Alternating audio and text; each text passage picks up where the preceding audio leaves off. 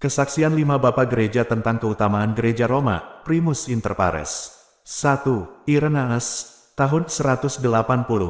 Tradisi diperoleh dari para rasul, dari gereja yang sangat besar, sangat kuno ancient, sangat luas dikenal, yang didirikan dan diatur di Roma oleh kedua rasul yang sangat mulia, Petrus dan Paulus. Lalu, setelah para rasul yang terberkati, yaitu Petrus dan Paulus mendirikan dan membangun gereja di Roma, mereka menyerahkan jabatan episkopal keuskupan kepada Linus, Adversus HRSS 3:2-3 dalam ANF 1:415-16. Maka dari tulisan ini diketahui bahwa Linus menerima jabatan keuskupan dari kedua rasul yang mendirikan gereja di Roma, yaitu Petrus dan Paulus. Maka jabatan Linus tidak dapat dikatakan sebagai yang pertama, terlepas dari kedua rasul, Petrus dan Paulus, yang mendirikan gereja di Roma. Kita mengetahui bahwa jabatan yang diturunkan artinya adalah jabatan yang tadinya dipegang oleh pendahulunya. 2. Tertullian, tahun 160-225. Bergabunglah dengan gereja-gereja para rasul, di mana kursi, katedrae, rasul masih ada, di mana tulisan-tulisan mereka yang otentik dibacakan. Jika kamu ada di dekat Italia, kamu mempunyai Roma, yang dari mana otoritas kami berasal. Betapa bahagianya gereja itu, yang kepadanya para rasul menumpahkan darah mereka. Petrus menjalani kisah sengsara seperti Tuhan kita, disalibkan, dan Paulus dimahkotai dengan mati dipenggal seperti Yohanes Pembaptis. The Dumurrer Against the Heretics 32, 1, Injurgens, Fight of the Early Fathers 1:122. 3. Ciprian dari Carthage, tahun 225. Dan meskipun kepada semua rasul, setelah kebangkitannya, ia memberikan kuasa yang sama, dan mengatakan, seperti Bapa telah mengutus aku, demikian aku mengutus kamu.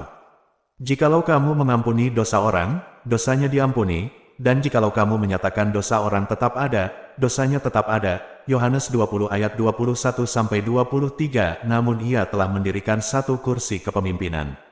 Bahwa ia mendirikan kesatuan, ia mendirikan dengan kuasanya asal dari kesatuan itu. Tanpa ragu para rasul yang lain adalah seperti Petrus, tetapi keutamaan telah diberikan kepada Petrus, dan telah dibuat menjadi jelas bahwa hanya ada satu gereja, dan satu kursi kepemimpinan.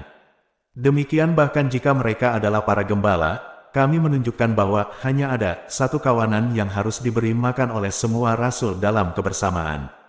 Jika seseorang tidak memegang kesatuan dengan Petrus, apakah ia membayangkan bahwa ia masih memegang iman?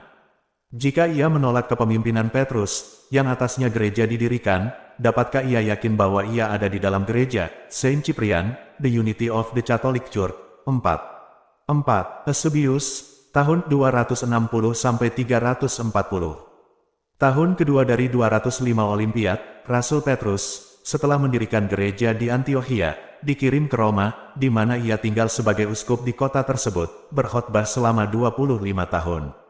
Tahun ketiga dari 205 Olimpiad, Markus Penginjil, interpreter Rasul Petrus mengabarkan Kristus ke Mesir dan Alexandria.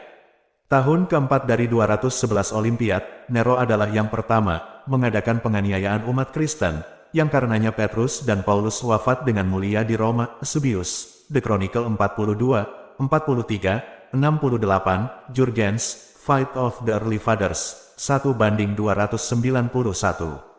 Paulus memberi kesaksian bahwa Linus, yang disebutnya dalam surat kedua dari Timotius sebagai rekannya di Roma, adalah penerus Rasul Petrus dalam keuskupan gereja di sana. Clement juga, yang ditunjuk sebagai uskup ketiga di Roma, adalah seperti kesaksian Paulus, adalah rekan sekerja dan kawan prajurit. Eusebius, Church History 3:4, 9-10.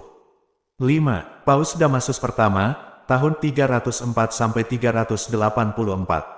Rasul Paulus yang terberkati, dimahkotai dengan kematian yang agung bersama dengan Petrus. Di kota Roma pada zaman Kaisar Nero, keduanya sama-sama mengkonsekrasikan gereja Roma kepada Kristus Tuhan, dan dengan kehadiran mereka dan dengan kemenangan yang mereka capai di barisan terdepan mengatasi semua yang lain di semua kota di dunia. Oleh karena itu, keuskupan tahta suci yang utama adalah yang dipimpin Rasul Petrus di gereja Roma, yang tidak mempunyai noda, atau cacat, atau apapun yang sejenisnya. Damasus pertama, Decree of Damasus, 3:382, dalam Jurgens, Fight of the Early Fathers 1:406.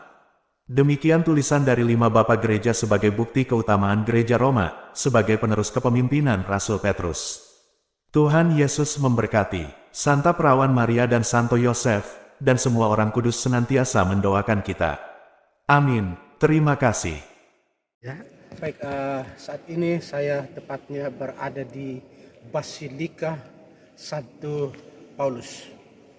Inilah Basilika Santo Paulus. Tepatnya di belakang saya ini adalah tempat di mana Santo Paulus dimakamkan.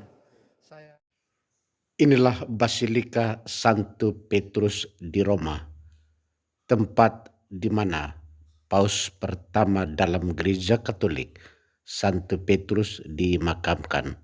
Dan tepat di belakang saya ini adalah tempat di mana Rasul Petrus dimakamkan.